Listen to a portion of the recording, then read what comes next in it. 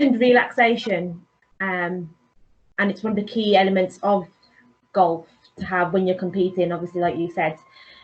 How can someone relax?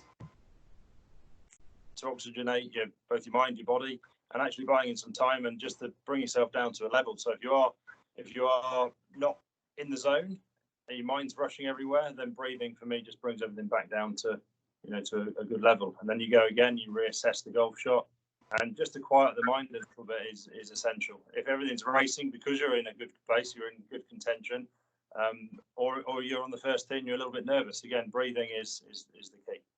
Yeah, agree. So it's about breathing, and it's knowing about how to breathe and how to breathe in, and obviously knowing that your muscles are tense. It's about how to release those particular muscles when you're breathing. Yeah, breathing techniques, and the other one that works well for myself, might not work well for other people, is the distraction as well. Right.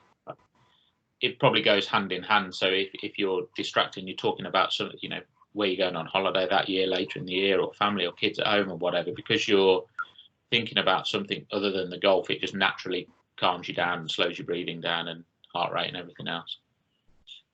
Okay, I love that. I like that. Right, so I'm just going on to something that we spoke about earlier, between the three of us.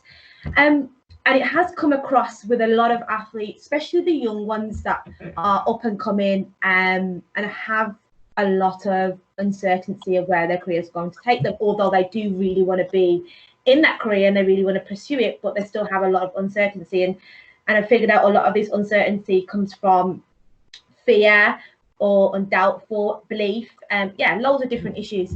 But a question to both of you: should an athlete have a plan B? I think in the moment, no. I think it's always wise and to be carefree and almost just that tunnel focus is essential on the golf. But there is also life outside of the golf course, and to be complete for me is whatever you're doing at that moment in time, embrace it and give it 100% effort. And whether that's family life, work life, coaching, for me, I've got probably 4 or 5 different hats I wear. But when I'm on the golf course, I'm only in player mode for me. So I think it's important not to shut yourself off from other great opportunities. But when you're in the moment, absolutely, you're there to win. You're there to focus, and that's the most important thing that you can do at that given time.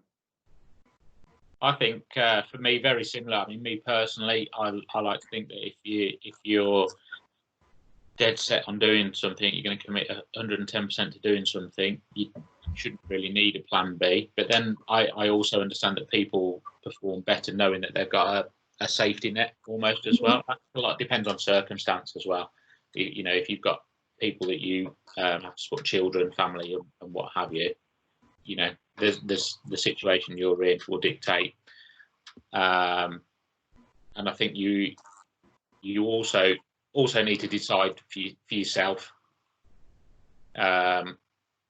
what's going to work best. You need to make if the decision is authentic to you as opposed to something you've been told to do, you're more likely to trust it and commit to it. Now, whether that's having a plan B or not having a plan B, that's something you've got to decide whether you perform better under which circumstance, really.